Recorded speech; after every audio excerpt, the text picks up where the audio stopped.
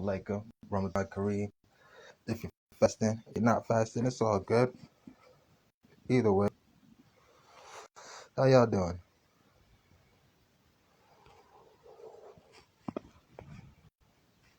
Alright, I'm gonna just get rid of these little notifications out here. Alright. What's up? What's up, Annie? Yo, I might need you to come on live too. I might need you to come on live because I'm saving this. I'm saving this to go online. You wanna come in?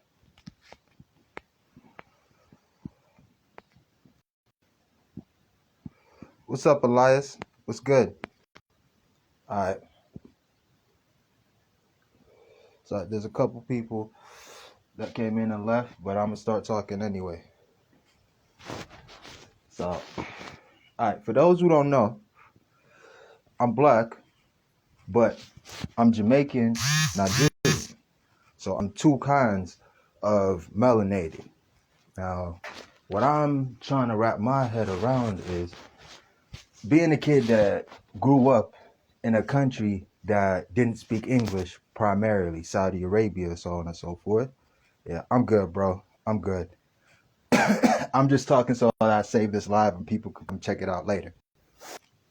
Anyway, so as a guy who grew up in a country that doesn't speak English, the first essence of English that people have is through films, music, media, etc., etc. So I'm speaking for the generation of 90s. So for me, I grew up seeing a lot of songs, like let's say the first hip hop song that I could consciously remember on television was I'll Be Missing You by P. Diddy and Faith Evans. So let me give you a little background on me. In my household, hip hop wasn't played like that. You know what I mean? I didn't know of hip hop until later on in life. My family played like Luther Vandross. My family played like Bob Marley. They played Eternal. They played what's his name? A couple. I don't recall James Brown, but I do remember looking at some of their cassette tapes, and they had Northern Soul and stuff like that. But music wasn't like a focal in my household. Like I had music dotted about in my house. So my father, my African father, a Nigerian, he was the one who put me on to Bob Marley. He was the one who explained to me, oh, the kill the seed before it grows was about killing people mentally as their kids before they grow up. He was the one who explained things to me. So as a kid in primarily an Arab country, you know what I mean? The thing that makes me notice that I'm different is the fact that it's my passport. Now, my passport, for some reason in them regions, puts me above other people that look exactly like me, no matter where they're from, unless they're from another Western country. Now, as a child, you don't realize that stuff. You know what I mean? You don't realize none of that stuff. It's when you go outside and mix with people and you run into law enforcement and all types of stuff, do you realize the difference in conduct. All right. So bringing it back to music again. I'm a music producer. I make beats. I rap myself. I've been a part of a collective and so on and so forth. My stuff is all on Insta. That's just for those who don't know. So for us, most of the music that we're listening to growing up, yeah, like let's say a pop song that I remember hearing or people saying or so on and so forth would be stuff like NSYNC or friggin' what do you call them, Backstreet Boys and shit like that, because that was popular music. You know what I mean? That was pop music. Like that's why names like Justin Timberlake, Britney Spears, friggin' Madonna, all them people are still household names because of the era that they were in. Yo, what's up, A Squared? Thank you for joining. But anyway, that's why pop music was like the first thing for a lot of people. You know what I mean? They hear that because that's what's played on the radio, that's what's played on the TV, that's what's played in everywhere.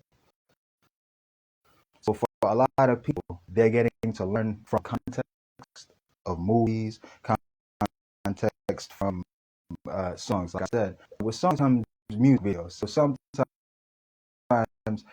songs, the video explain the song and they catch here words here, like literally full sentences, full on paragraphs in English based on only listening to music, based on only watching films. And this is in a country that doesn't speak English.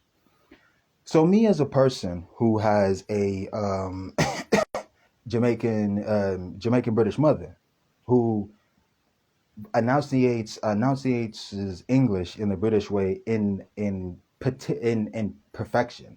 To be fair, like, you know what I mean. If you hear my mother speak, you would think she was white.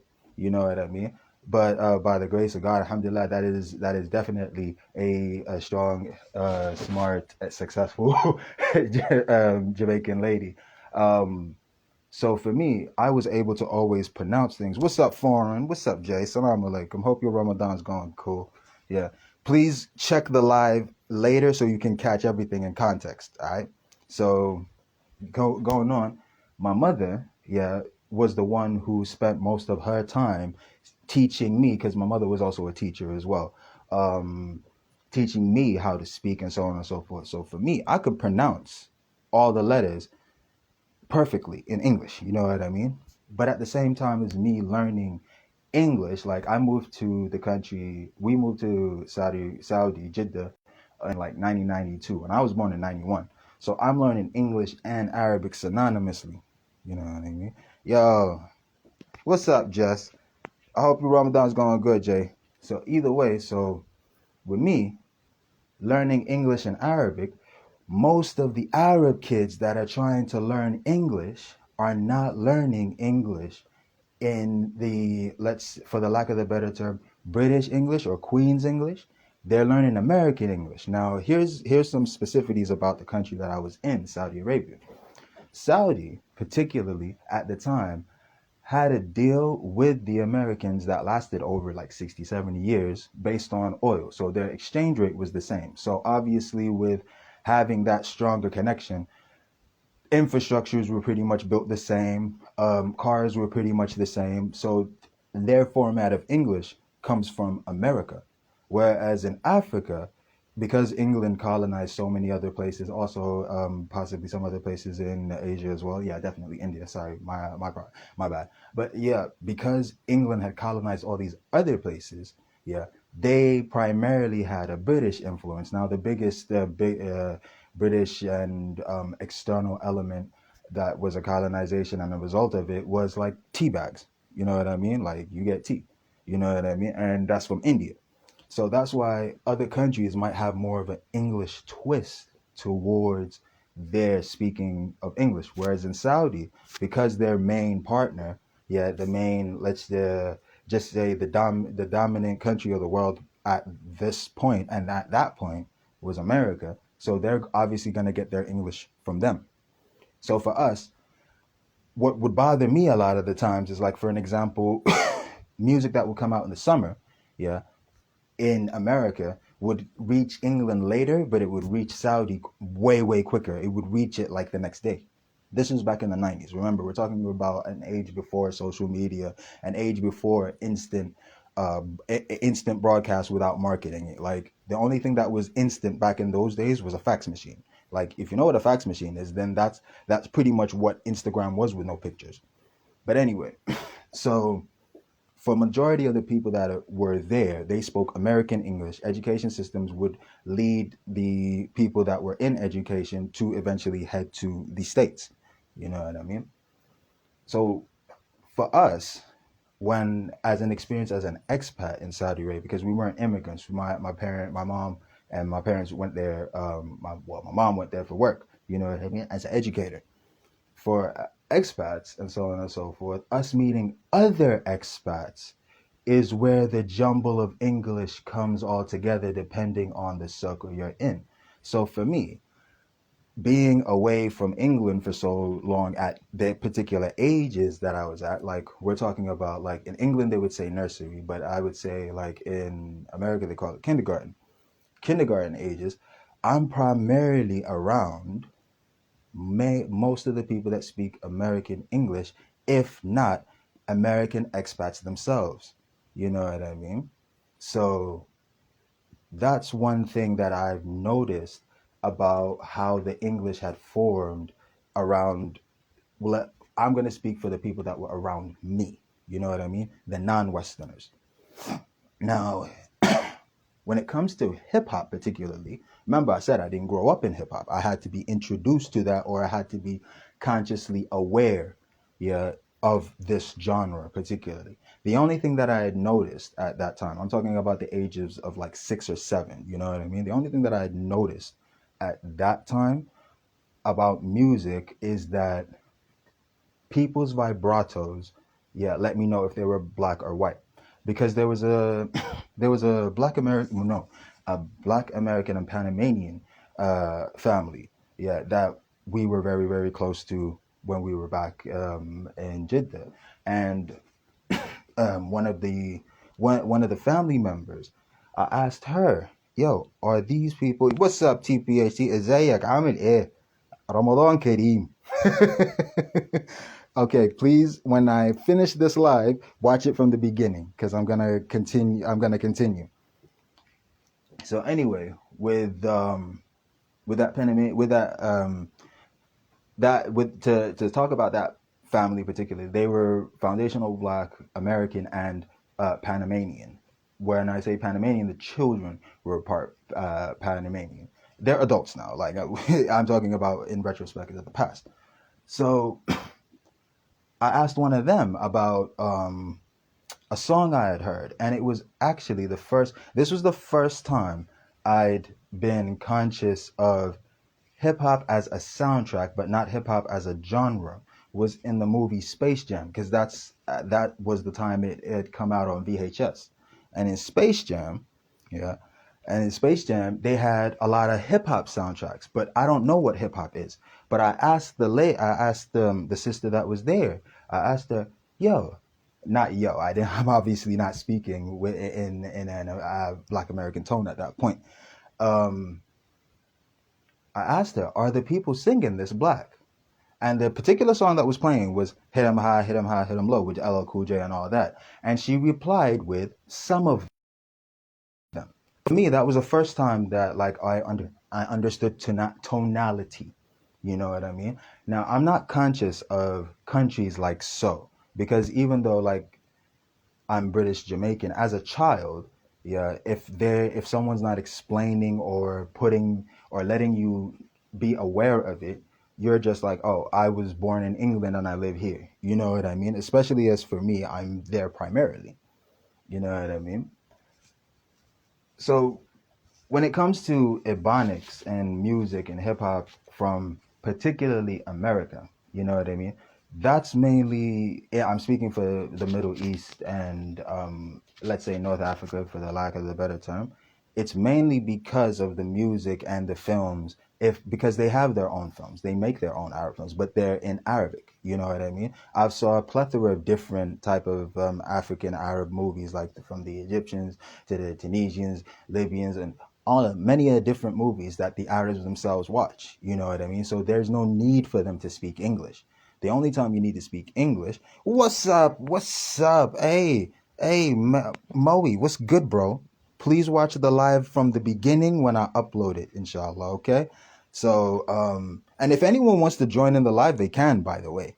But yeah, so for a lot of the peninsula, the Arabian Peninsula, North Africa, they don't need to make movies in English per se. They didn't need to at the time. They had their own movies. By all means, their adverts were way better than their movies for some reason. Like it's like Arabian, particularly in Jeddah, the shampoo adverts or the Ramadan adverts or so on and so forth were way better than any of the Ramadan shows and so on and so forth. It was like 4K before 4K. Anyway, so going back to the insurgent of music. So the last example that I gave you of me knowing tonality, I'm like what, 6, 7, 8 years old. Now, when do I become actually conscious of this genre of hip hop? This is when I moved to a separate school where most of the kids are not expats. Okay, so I've been to 7 schools in total my whole life. 7 schools, more than one country. You know what I mean? Alhamdulillah, I've been privileged. I'm not rich in any way, but like I'm privileged. Alhamdulillah. So with going to the same school, I'm dealing with kids that are primarily living in the country as citizens of the country. However, a lot of them are half something else. Now, a lot of them they were half Western for the lack of the better term, because it's a mix of different people that their parent was from. You know what I mean? So with them, they are constantly going back in the summer to wherever it is their heritage is from, or wherever they desired to go that wasn't in Saudi. Whereas for us, you know what I mean, we had the choice of going, but sometimes it's like, I can't remember how many summers we stayed. Yeah, but sometimes it's like, yo, I'm here now. You know what I mean? So when I think in retrospect about the kids that I was in the second school, they were actually trying to feel more connected to their Western side. Because here's the thing about um, here's something very insightful as a Western kid, yeah, as a Western kid that can understand Arabic. If if you're not foundationally Arab, yeah, you won't particularly understand certain linguistic roots in Arabic. You know what I mean? And it's fucking crazy because if you hear me speak in Arabic sometimes, people would say, yo, Maff's from Mecca, bro. Like, you know what I mean? But I'll make certain mistakes in Arabic that an Arab will not make. You know what I mean? And my J-Fam homies are those who let me know that. You know what I mean? They thought like, yo, this guy's straight deep from Mecca, bro. You know what I mean? But then like I'll make a linguistic mistake. You know what I mean? And that's because I didn't learn Arabic in school. You know what I mean? I learned Arabic at the same time I was conscious of tonality in the Space Jam song. So I'm thinking like 1997 or 1994 or something. Not no, not 1996, I think. You know what I mean? Because I'm not conscious of music. I'm conscious of cartoons at that time. So at this point, we're talking about 1999 and till like 2001. All right. So when I'm into when I like, what was my introductory? What was my introductory to hip hop as a genre? It was the Nelly album, Country Grammar. Yeah, because that was the actual first time I'd had an actual CD or tape or something that was hip hop. Anything else before, I just listened to what my parents listened to, or I hear no, or whatever is popular at the time. You know what I mean? If I'm honest, I never heard popular black music of that current time apart from that song and the song I'll Be Missing You by Faith Evans and P. Diddy. You know what I mean? Remember, at that time, at that particular time when that song is released, I don't know what hip hop is. So when Country Grammar comes out, I know what this is because, hey, if your mom finds out there's cursing in this, she gonna whoop your ass. Do you know what I mean? I had not ever anticipated ever wanting to make music or so on and so forth at that point. At this point, it's me learning from a media point, from a marketed and media point, what what is, for the lack of the better term, American culture from a Black American's perspective. Now, when I say this, yeah, I don't mean it literally because there's a lot of marketing and there was a lot of debauchery, yeah, when it came to giving Black Americans a bad look. You know what I mean? Because here's the thing: you could always watch something and just say, "I'm not gonna do that," or and be like, "I watched something and enjoy it," and just not do that. But as I've grown older, though this is a little bit of a tangent that I'm going on. As I've grown older and I've understood and seen online these lineage movements all over the globe, which I 100% back. I had no idea that they were there. So that's why, like, when I've seen guys like, um, I can't name many, but like when you talk about reparations based on lineage, you know what I mean? That is a very interesting concept that for me as an individual, I'd not looked at or sort of. But I never even thought of it, like, you know what I mean, by lineage. I just thought of it as in everyone's black, they're all owed something anyway. But when they say it by lineage, yes, I definitely agree with that. Going back to the point of me going into the music that I the into the music that I had been introduced to as hip hop in 2001 and so on and so forth. Like, I'm conscious of genres now. You know what I mean? So when I'm hearing country grammar and so on and so forth and all of that, at that time there seems to be a cognitive dissonance based on the my own cognitive dissonance. Let me correct.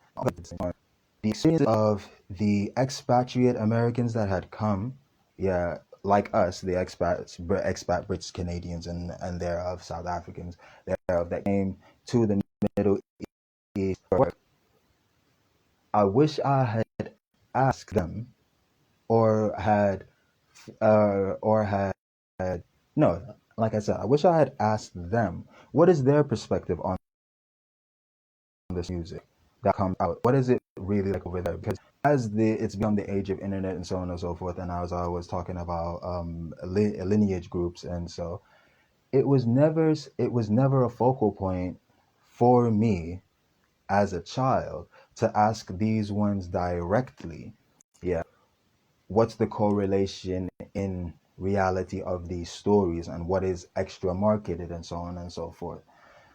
And yo, what's up, Wordsmith? Please go at the beginning of the live when I fully finish it, and then you'll be able to catch it in context. So at that time, I hadn't realized the the cognitive dissonance between my own cognitive dissonance between knowing the music and then having the people from there that are right next to me actually tell me what it's really like. Now, I recall hella stories from many of the families that had moved from the States to the Middle East about situations that had happened in the Americas. Do you know what I mean? Now, when I think about them as a child, yeah, hearing stories about other places, yeah, everyone, for us, everywhere else is the Wild West. You know what I mean? Everywhere else is the Wild Wild West, and there's no issue with that. And and I recall one time a story whereby the people at the time, they were how old? They were not older than 17. They were not older than 17, and they relayed many a story about situations that would happen in the states around them, around family members, around, like, just how it's not it's not Leave It to Beaver the movie, if you've ever seen that movie. You know what I mean? So for a lot of people that are, for my American followers that are listening, a lot of people that have never been to the States, yeah, watch movies and watch things and think it's like so. You know what I mean? And I can actually say they do that with the UK as well. What's up, Talking Barex? What's good? Please go to the beginning of the live, and then what's its name? You can hear everything in context. You know what I mean? So for a lot of people, they look at things from outside the West, and then are like, "How about I? How about I go to the West and then see if they can build a life, or so on and so forth." See, a lot of the time, people don't realize the difference in balance. So here's an example. Yes, you can definitely make a lot of money in the West. You know what I mean? In comparison to the exchange rate to a lot of third world and second world countries, and so on and so forth. However, the country Saudi Arabia in particular at the time wasn't a country you were trying to run from for a lot of people, unless I'm not speaking for the particular Saudis, because majority of people that went to Saudi Arabia that were not Arab, I can even say a lot of Arabs that did too, primarily went there for for a essence of home, where the home of Islam. You know what I mean? So it's not really for a lot of people, it wasn't a financial thing. Yeah. Whereas now, in the 2000s, a lot of people were like, yeah, let's go there because there's no taxes, so on and so forth. And this is where I come and think about how most of us, the Westerners that were in the Middle East, have when I say the rest of us, I'm talking about the kids that grew up there from kindergarten, not the parents that took us there. Hey, Andrew, please go to the beginning of the live so that you can hear the whole thing in context. You know what I mean? So when I'm thinking about all of the expatriate kids, us, the ones that grew up in Saudi, though we're from somewhere else, we're third culture kids. For us, I'm speaking for some of us, not all of us. For a lot of us, we had not thought about returning home. We had thought about, yeah, we know what we need to do as being assets to where we are as of current, which for me, I'm speaking for the folks in Jeddah. And that's where the whole essence, where a lot of us didn't assimilate well back home, or some of us just, we pretty much know what it is, and it's different from where we considered home, Jeddah. So anyway,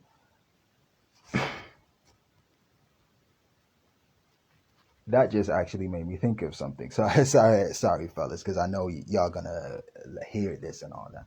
So for a lot of the expats, we never, the younger expats, the expats that were growing up there, we pretty much knew that you have to be on top of your stuff. You have to have your education. You have to have your papers. You have to have all of that. Now, that is actually the thing that made a lot of us more switched on and more about, oh, you can't just go anywhere as a handout. Okay, you got to go somewhere with something so that you can maintain it, and you still got to have something to maintain that day. And I know this is a little bit of a tangent off of when I was talking about music and so on and so forth, but allow me to make a full circle back. So when we're expats there and so on and so forth, we're different from the kids that were actually Saudi, but their parent was from somewhere else. You know what I mean? And this is where I started to realize, whereas the ones that were actually from it wanted to do something different from it, and the ones that weren't from it were the ones that were getting it. You know what I mean? So when I say you know what I mean, I'm talking about music, clothing. Um, at that time, I wasn't aware of paraphernalia, but paraphernalia or whatever, you know what I mean?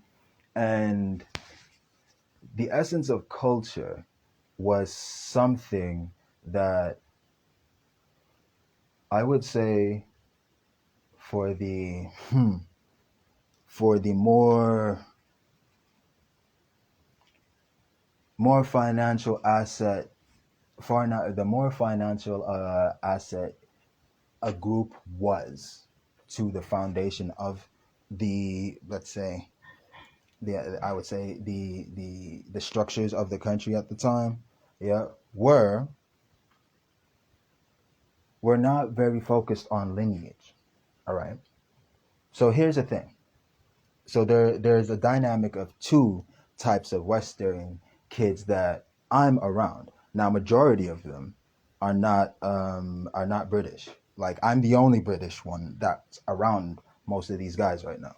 So with me being able to pronounce properly, like from A B C, and then watching TV, and then actually being around a plethora of Americans and Canadians, so on and so forth, I can pretty much pronounce however I need to. Plus, I'm not limited because I'm also able to speak Arabic or use the same letters. Like, you know what I mean? So tonality is not an issue. Tonality and pronunciation is not an issue. Bear with me one sec.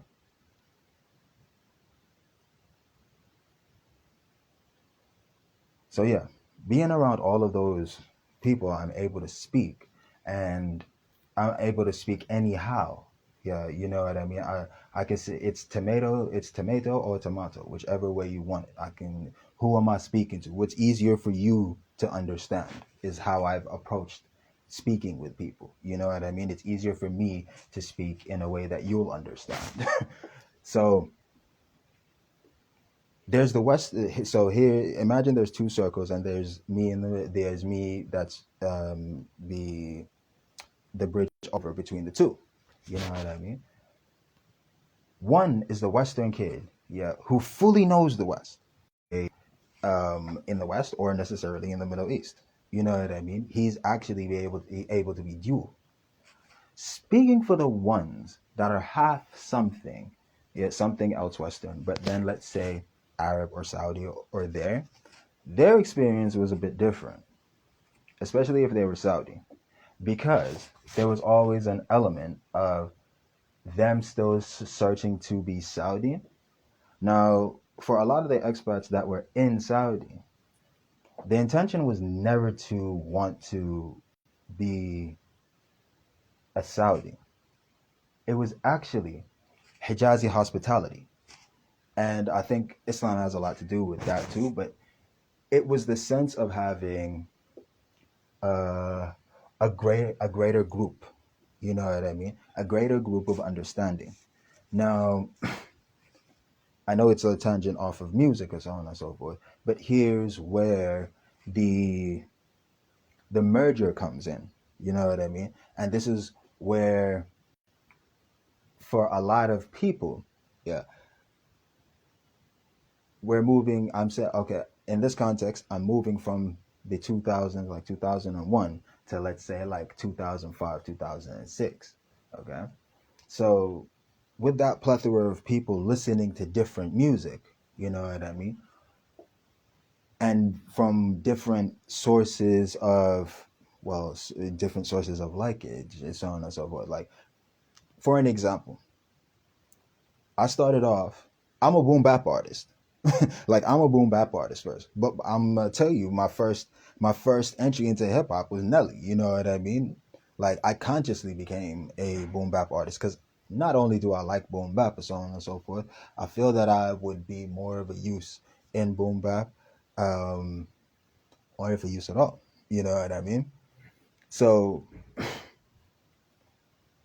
for me, in my individual journey of music, when I had started listening to Nelly, I started listening to DMX after. Now, DMX himself changed a lot in hip hop, changed the sound. He came as a whole new element. Do you know what I mean? And plus, it's not like it was just DMX himself. There was a lot of involvement between hip hop, Def Jam, and a lot of the games. Like, one of the first exhibit music videos was on Street Ball. You know what I mean? It was on Street Ball. It was on the Xbox and PlayStation 2 game, Street Ball. Hip hop was in a lot of the 2K games. You know what I mean? A lot of the friggin' yeah. What was NBA 2K? What was the one with Vince Carter? That was the one where I was like, oh shit, I like this soundtrack. They had Jermaine Dupri on there. They had friggin' and Jermaine Dupri was big at that time. Well, yeah, he was big at that time. So on and so Def was a focal point at a time. Like he's always been a legendary producer. So we're now introducing each other to many different types of hip hop genres. You know, well, subgenres.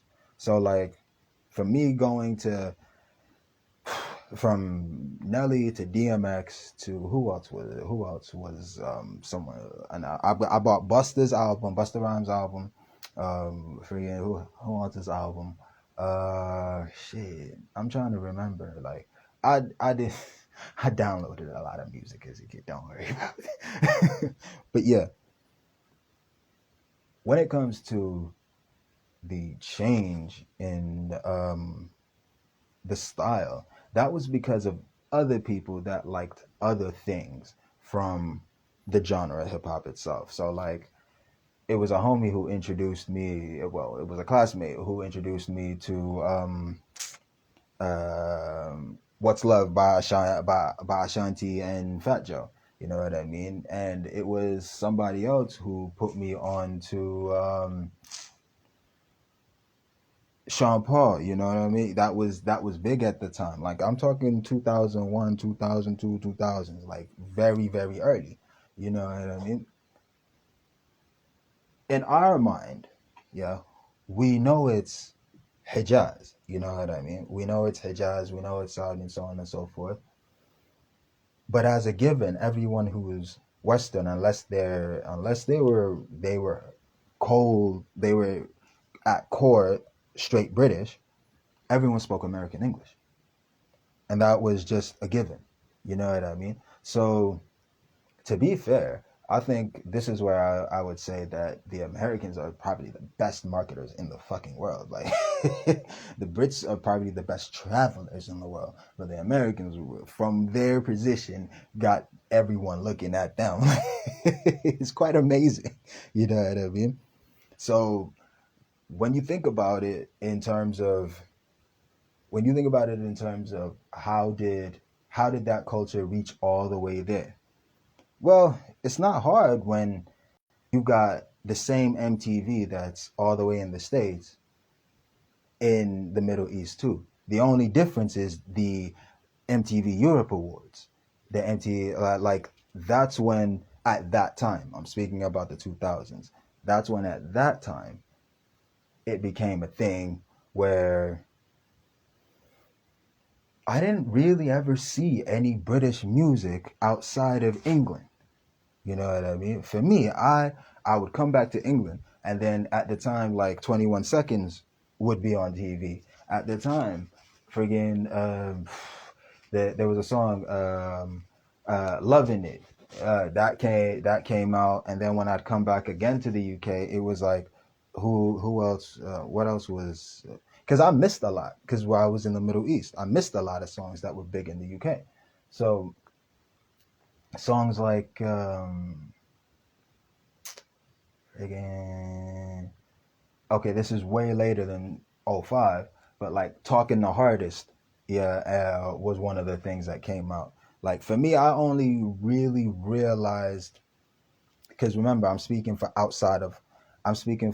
my experience and what I had seen during the times I was staying here.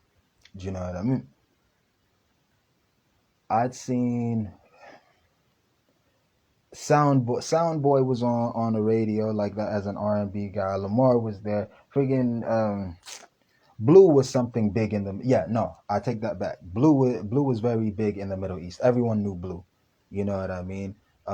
It was Simon and three other white guys, and what else do I remember? I remember as a kid there was Cleopatra on TV. That group. I remember Mystique as a group. But for me, particularly, my Black British experience was not the same like a lot of Black Brits, because my younger days, my younger ages, was not with a lot of Black Brits. So for me, that's where we meet at a stalemate a lot of times, because culturally, yeah, I had always seen that, yeah, we're Black British, but everyone's from the Caribbean somewhere. You know what I mean? Or like I didn't see that many African kids growing up in the UK. Like my dad was African, you know what I mean? But I didn't see many African kids. You know what I mean? Everyone was Caribbean, and my mom's family is Caribbean. You know what I mean? British Caribbean. Like one of my uncles. No, here's the thing. There's some of my cousins that was born here, and there's my family that moved to work over here. You know what I mean? But with my family particularly, most of them, the adults, the ones that were from Jamaica, they actually built stuff and went back. They want to be back home. You know what I mean? Because it's healthier for them. You know what I mean? England's cold, even for a lot of the Asians. It's like that. For me, I particularly knew I wasn't either of my backgrounds, because for me, it's almost like you are it, but you aren't it. Yeah, because you've never been to either, nor do I pick up the cultural habits and the, let's say, from food to cold clothes to everything. You know what I mean? At this point, I know Hijaz and what me and what all of us collectively know about this area better than what would be home. So when I use the word home, it raises a question mark for me, because home for me, yeah, it's always going to be Hijaz, bro. I know this. I know that area. I know this block. I know here. I know there. I know there. You know what I mean? And then after that, it's more like me and the collective of people that we are around know this very well. You know what I mean? So I think for my definition of home is where you are not, it doesn't, I would like to say where you grow up, but it's not as simple as that, because you might hate where you grow up. You know what I mean? It's where you feel, I believe home is where you feel that you'd want to defend it, even if it was you alone. You know what I mean? So I think it's that kind of reverence for something. Like, this is my home, even if it's not the best. This is my home. And I don't think it's about ownership. I think it's about the essence of home.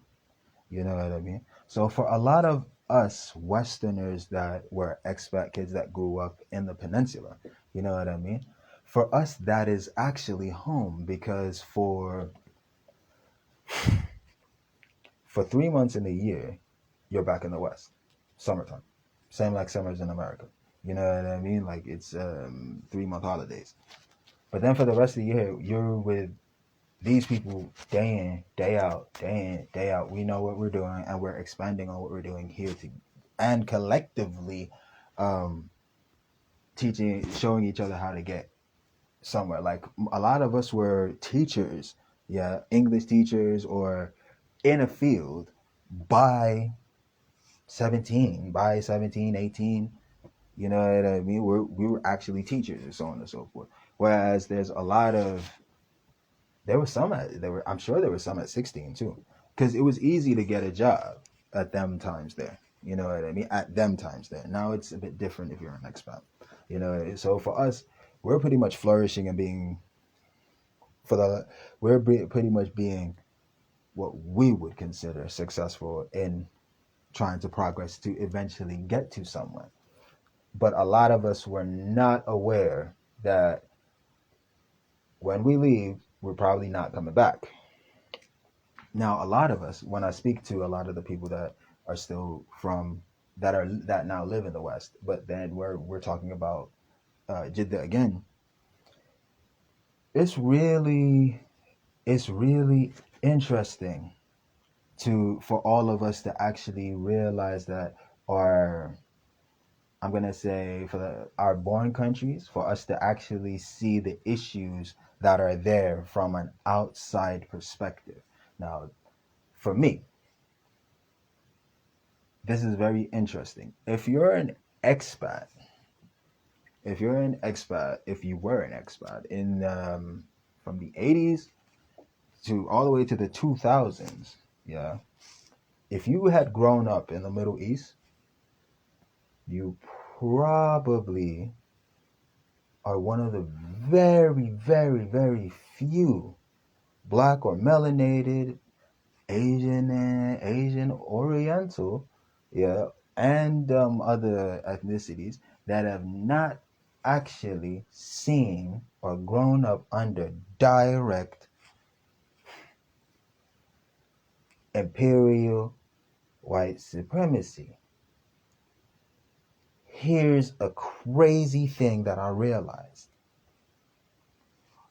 Our passports and those assets that we were born with and then moved there,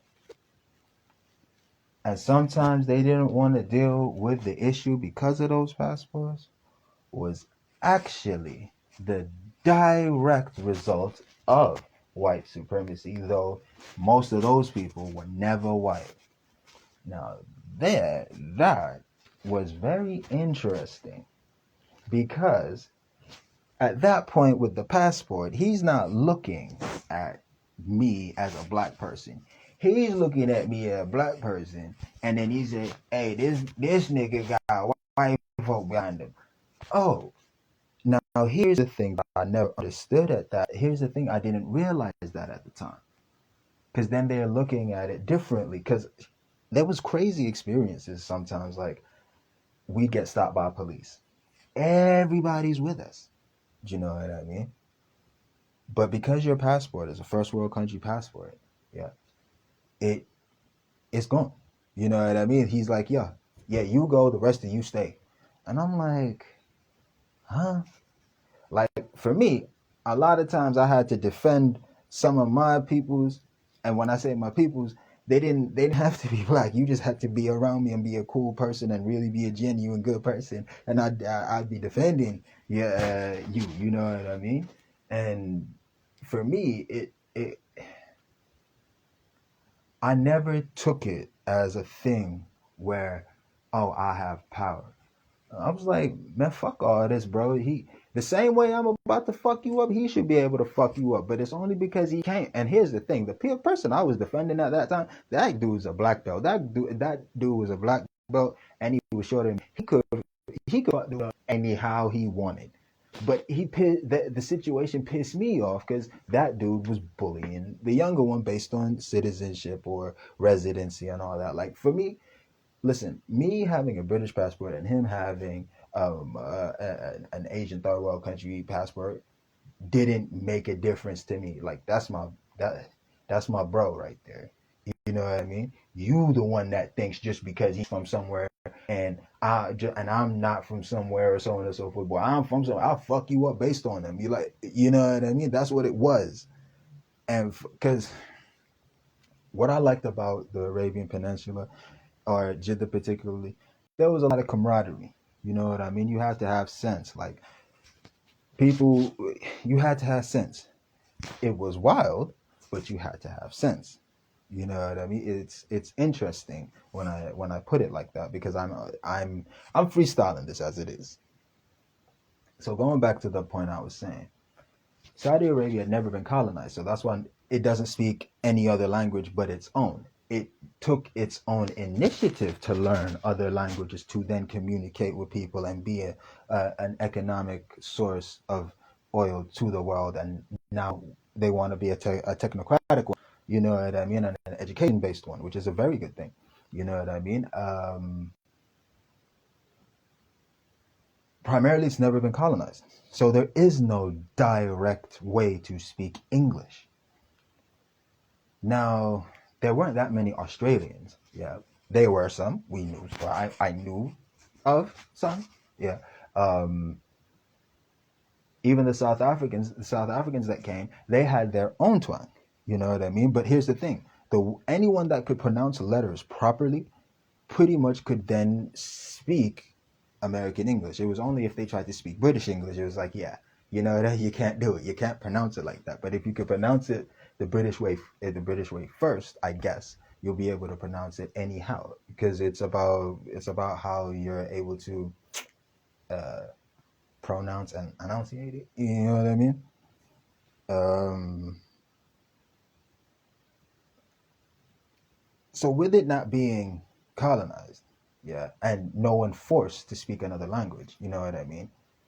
You're given the freedom, you're given the freedom to actually take in what it is you want, however you want, yeah, and fully decipher it and understand it to what it is. And rather, like, remember my earlier example is that I never showed them the music and said, "Hey, tell me, is it really like that?" Rather, it's like, "Oh, this is how you pronounce it properly, and this is what it means, and you say it in this context." And it's like, oh, okay. And then you learn other things. This is when I started to understand that there might not necessarily be a unification between all black folk in America inside America. But outside America, yeah, I think it's not even an American. I don't think the element is actually American. I think it's actually a foundational black thing that that uh, gathers them together when they're outside of America, which is actually quite a nice thing because as I've watched and heard, yeah, this is from my sources on the internet and so on and so forth. As I've heard how um, people complain, no, not complain, no, people are, let me correct myself, fighting for their position in America. Yeah, with their history of 400 years and so on and so forth. It's a lot. Us as expats in the Middle East never actually heard that narrative because we never needed to because it wasn't inside America. So that's when I was like, that as I've grown and I've heard them speak of it, you know what I mean? Now I'm starting to think about that same issue for other people in other parts of the world, like say France or England. However, this is where I definitely come in as an individual and say the difference between Black Brits and Black Americans is that Black Americans have had time to hone themselves together and come up with their own cultures based in English, based in the English language. Region cuts them off from the rest of the world, but language bridges them together as does oppression, as did oppression bridge them together. So that is not the same case when it comes to the African diaspora, especially me as a both African and a Caribbean. Now, in no way, shape, or form did I ever want to be an American. You know, I've always been, I've never been proud of countries. I've always been proud of heritage. Now, I'm definitely proud of, no, not proud. I'm definitely grateful for my heritages. You see what I'm saying? And everyone should be. And this is why I like the idea of lineage reparations because I'd never thought of that concept. You know what I mean? I'd only heard of softcore reparations, which that and lineage reparations would work very very well. However, when I'm talking about the difference between the blacks, because this is where I'm actually using black as an ethnic in this conversation. I'm using black as a ethnicity term for the Africans that have built themselves in America for so long that they're no longer Africans, they are black Americans. You know what I mean? I'm trying to understand the same concept, but for those Southern Americans and the Caribbeans. You know what I mean? So for the Caribbeans and the South Americans, here's a question that it's not a rhetorical one, and I don't have a particular answer myself. The Black Americans in North America, yeah, for this conversation, let's call them Black North Americans. You know what I mean? When we talk about the Afro Afro insurgent gene from those times of pre-colonization and pre the slave trade, because here's the thing, black Africans have always traveled back and forth between both North and South Americas. There's evidence of that, you know what I mean? However, the conversation now is about countries. So when I'm thinking about countries at this point in time, this is where the conversation gets, this is where the African side of me comes in.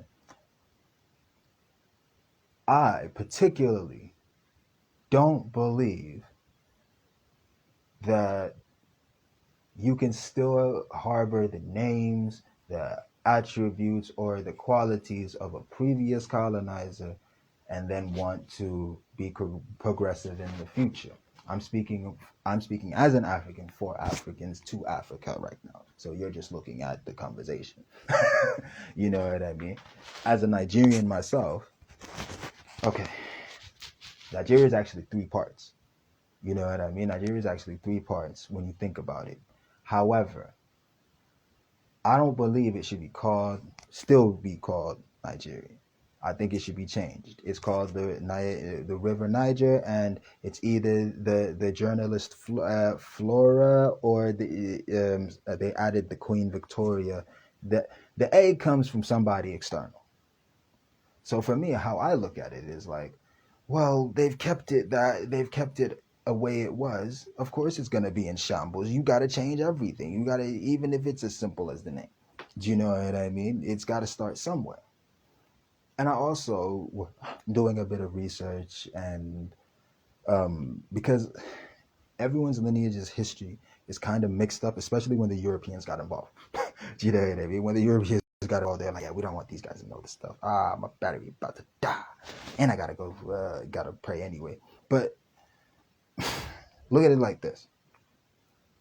Oh, damn, I had a brain fart because my phone did that notification. Anyway, um, as a melanated Nigerian Jamaican, I say it's Jamaican, but it's supposed to be spelled with an X. I feel that the only way that you people would be able to fully grasp their own power is if they no, not that, is if we, I'm speaking for me and my heritages, is if we actually restructure the stuff from what was given to us. Like somebody can give you, they've given us, they gave us mac and cheese. Right now we're saying, hey, you just give it, release the freaking ingredients, and we can do it. You know what I mean? That's how I feel. So for me, I feel like it clashes with the whole, how do you be black and how do you be British at the same time? Do you know what I mean? Especially as we're only British when you're doing something that's in the light for them. For an example, like last year we had I can't remember the footballer's name, but the footballers' names are I think they were mixed between Caribbean and African kids. And bro, they missed the goal and England just tried to tear them down, and it's just like, bro, I'd never play for a bunch of people that ain't gonna appreciate it. You know what I mean? Now, the difference between the melanated, the black folk in America and the melanated diaspora outside is that we haven't had as long as a time to be forced to be unified. I'm not saying that the FBAs were forced to be unified. That's not what I'm saying. I'm saying that they had to build there, whereas for us in our diaspora, I don't know how many colonies England had. Yeah, but there's hella. You know what I mean? And this is where it's like you could be 10 black folk in, well, not black folk because those are the Americans. You could be 10 Africans, but you're not all from the same place, but you're all colonized by the same person. Now, this is when the country game comes in. They'll say, this is my country, that's my country, da, da, da, so on and so forth. And there's also, oh, there's this tribe, there's my tribe, there's other tribes, and etc. This is now the question of, for me, trying to find where is the foundational Black Brit, and this is a long stretch when I ask this question, because the foundations of Brazil are a bit different. Do you know what I mean? Where is all of these lineage groups for their own places? Like, it doesn't seem to be the conversation. And like, because here's the difference from observation. the Americans don't have the concept of a monarchy. You know what I mean? Whereas everyone knows England is a monarchy, so there is a form of control that isn't going to isn't going to let go. Do you know what I mean? So this is where I was like, can you really ever be British? Do you know what I mean? Unless you're like, yeah, you're just gonna abandon home. Well, it's not abandoning home, it's abandoning heritage. It's a question. See, for me as a person that was born in the UK, when I think about it right now, I think that the best thing that I could do, yeah, is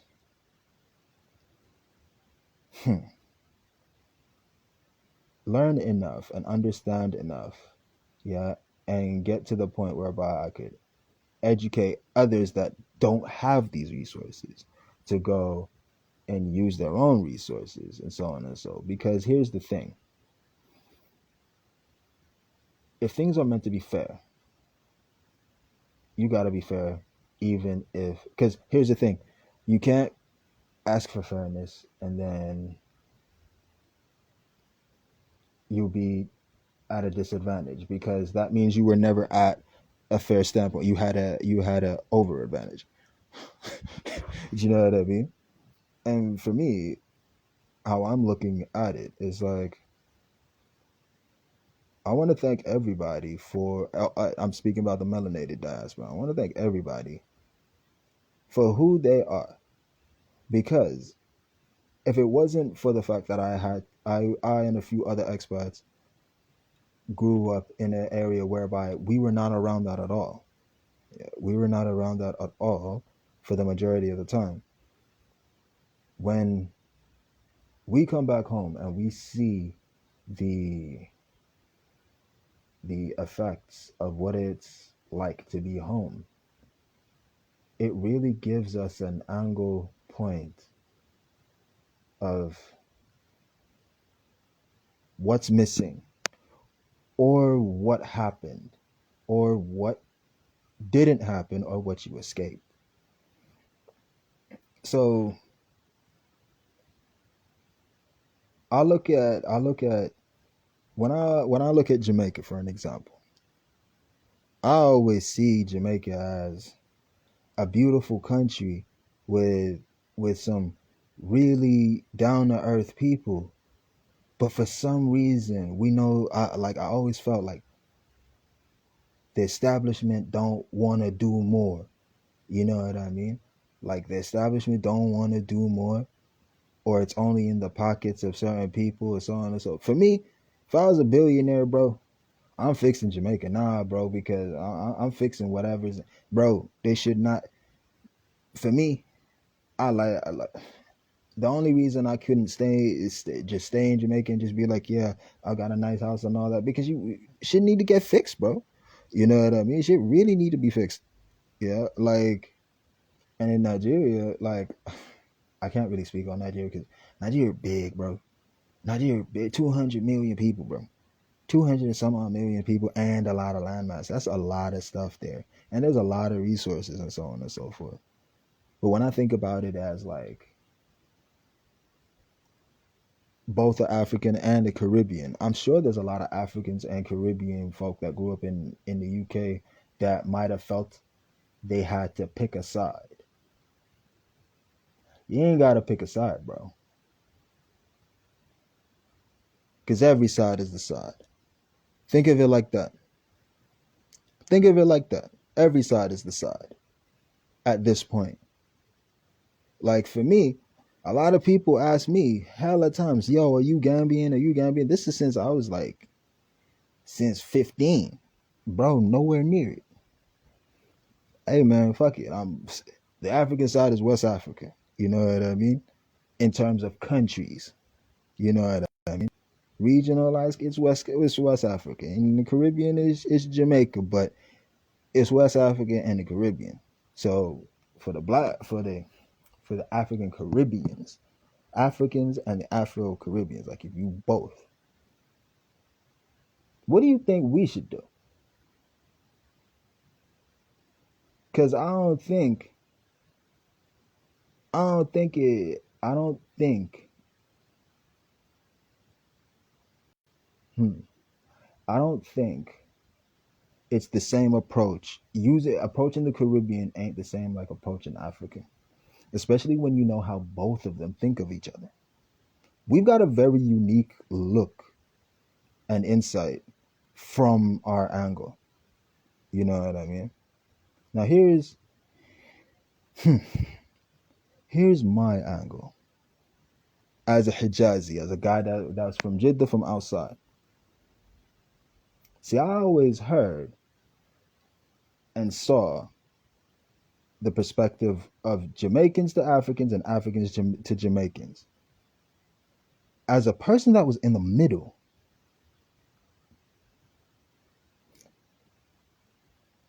I always said to myself, both of you got some fucked up about y'all, but y'all don't want to agree about it. Yeah, y'all don't want to agree about it.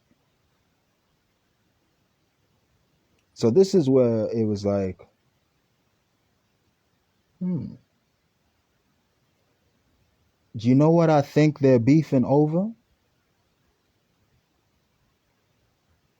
They're beefing over their white sides. Now, this is crazy when I say this shit. But when I say they beefing over their white side, it's basically, your master didn't teach you this, and the other one's like, hey, why are you trying to be the white man? And it's like, hmm, okay, I'm realizing this right now. They not beefing over the essence of blackness. It isn't a black issue. It isn't primarily an African or a Caribbean issue.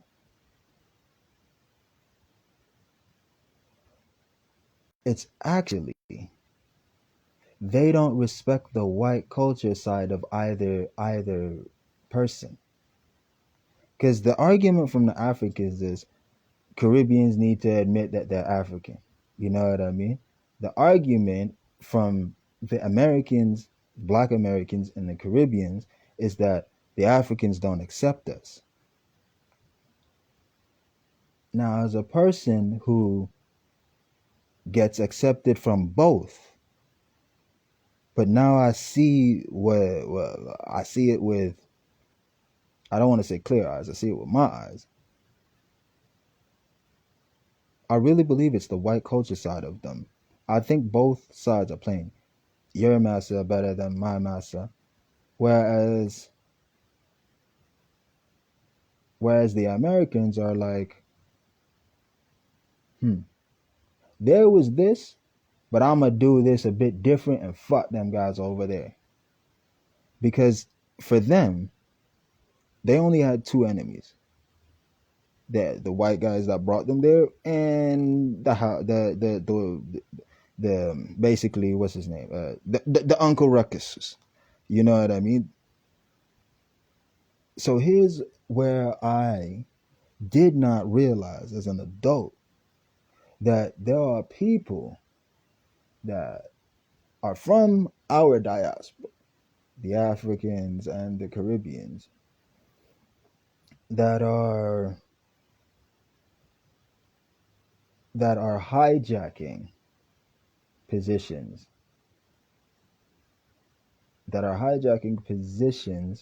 yeah, but are not actually from the places that they claim. And it's been brought to my attention that people here do it. However, here's the thing. I think for all of us, the Caribbeans, the Caribbeans and the Africans, I think five, not bro, three generations back, you know what I mean? Our families were not here. You know what I mean? Our families weren't here. They were invited to come to build this country and get residency and get money and so on and so forth. At this point, with currency, how things are going and so on, the economy, and we're heading to a Great Depression. Money done gone, bro. It's not the same anymore. It's not the 60s. You know what I mean? So what's the head forward? Cause black people ain't a lot in England. Well, Africans and Caribbeans are not a lot in England in comparison to all of Greater England. It's an identity question for me. For me to y'all, it's an identity question. Where where is home for the actual African and Caribbean person? And what's our perspective, yeah, on our greater outlook of the world? You know what I mean? Because I met quite a few people, Gambian, Jamaican, Trinidadian, this, Ghana and Guyanese. I'm like, yo, word, really? And it's amazing to see that in the world. Because one of my closest homies is so and so. I thought he was just fully Black American. That, you know what I mean. And then he was like, oh no, his mom's Caribbean. I'm like, what? Really? I had no idea, bro. He's like, but yeah, they're foundational Black. I was like, oh. So now it's making me think that I don't think us that a particular of two Black mixes or two melanated mixes should stick to one place. Rather, I feel, or I process that I think that if we've got first world passports and so on and so forth, and we are in them first world countries and so on and so forth, that we're born into it, that our families had the right to go to because of whatever it be, colonization and so on and so forth, then I believe we have every right to very much use that to help whatever, to help and fix whatever region that we are, that is our lineage. You know what I mean? And I think it's for us to be like, they said, oh, we not getting, they said we're not getting reparations or so on and so forth. I don't really care about, I myself do not care about grabbing some money from some. I want to work for mine. Like if they give me some money, I'ma just try and double it and help some people out. But if you don't, fuck it, I'm doing what I need to do anyway. You know, I'm gonna do what I need to. Yeah, whether it be educate, clothes, whatever it can. You know what I mean? Because there's a lot of people that are not as privileged as us, and for us as mixes from both sides of the Atlantic, I think it hones in on us heavier. I think it really hones in on us heavier that yo, there's a lot going on in the world. And and sometimes when I think of those things, it makes me feel like, bro, I can't, even if I had like a lot, like I had billions and all that, I couldn't just sit there and be comfortable on billions, not knowing that like on two sides of the world things are effed up. And I think a lot of us go through thinking about that. It's like, where, where do you start? And that's the biggest question: where you start. Hmm. Where do we start?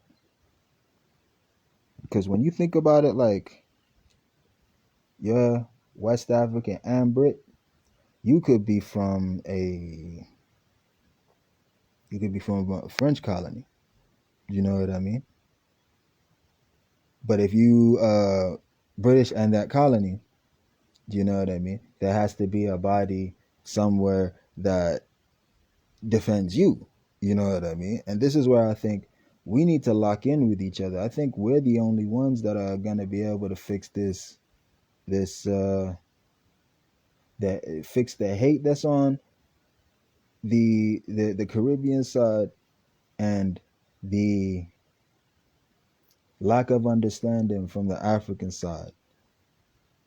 And we gotta be the ones to merge it, like you know what I mean? I say that to say this. When I was in the Middle East, everyone's African, right? But everyone still has that feeling of even if they go to Africa, they'll be like, yo, you African, but you not really African.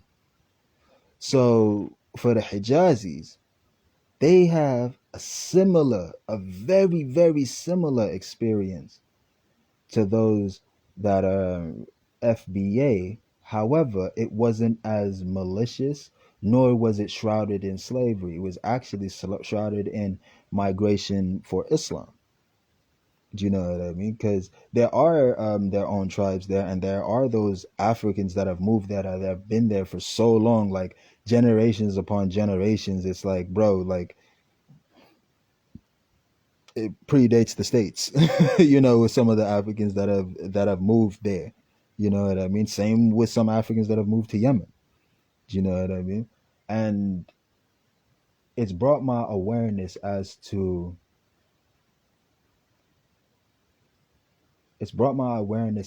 lineage, heritage, and how everyone should know what the other person deserves from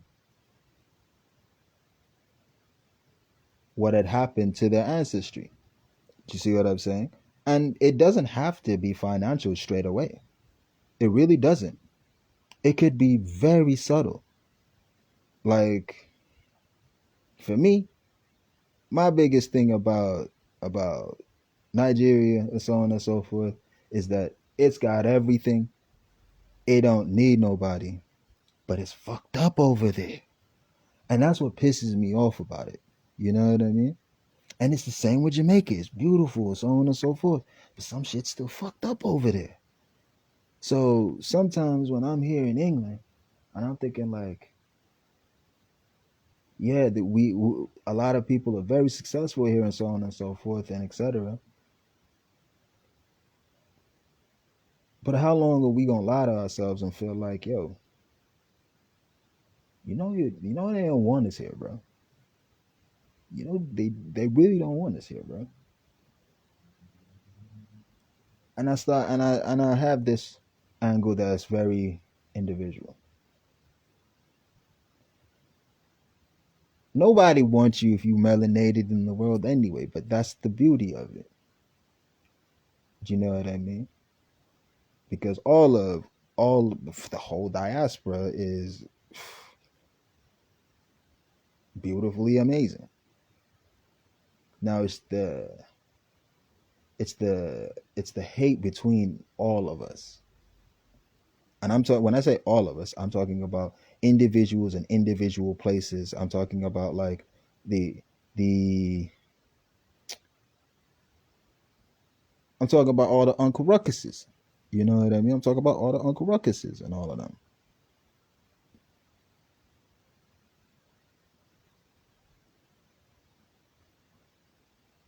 Because right now, I feel I feel like we might be getting one of the biggest chances right now with our individuality and our combinations to actually get on the same page. You know what I mean? I'm really glad that I actually heard a lot of these different people from the diaspora talk about a lot of people argue with each other and so on and so forth. But I want to say this. I want everybody to get their own strength and fix their own home. Because right now, when you think about England, how can you fix home? Well, this was never meant to be home for us. We were invited. So this is where I started thinking like, we was invited to help build it and so on and so forth. Didn't mean we was welcome.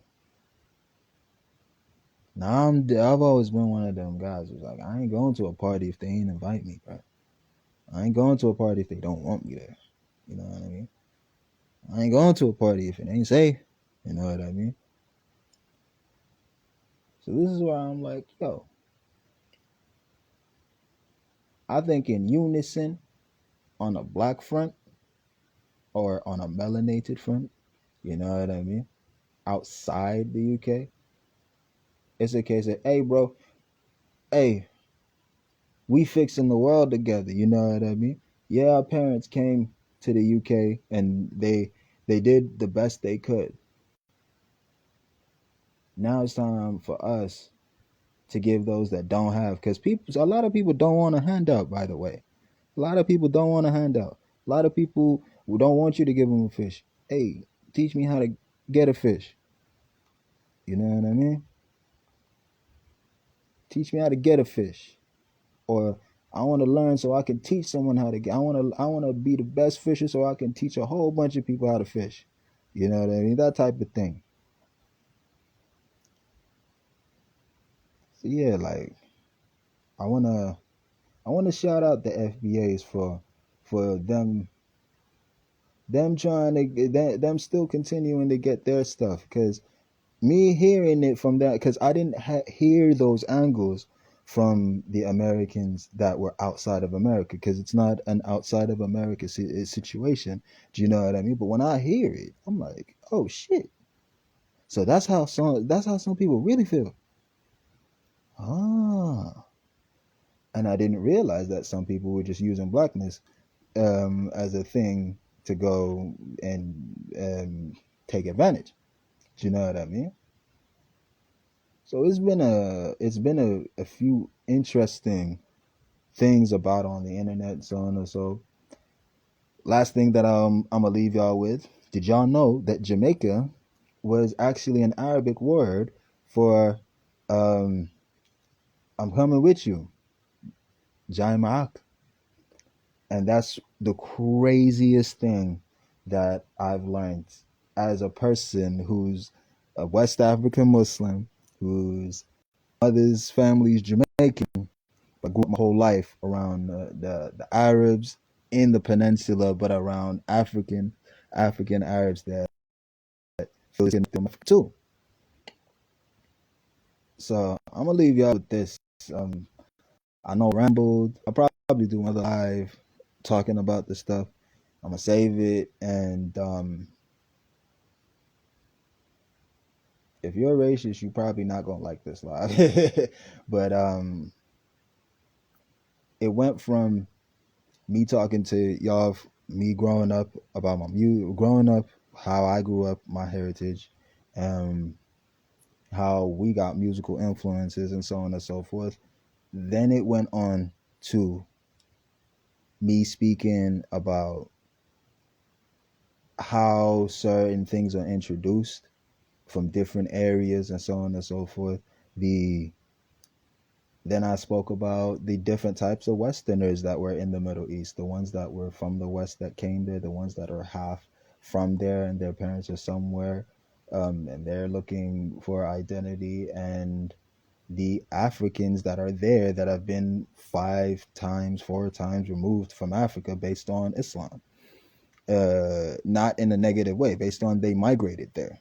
If, to me, jumping and speaking to y'all about being Caribbean and African in the same mix, like West African and Caribbean, being in England and really trying to find, it's not a word, validity in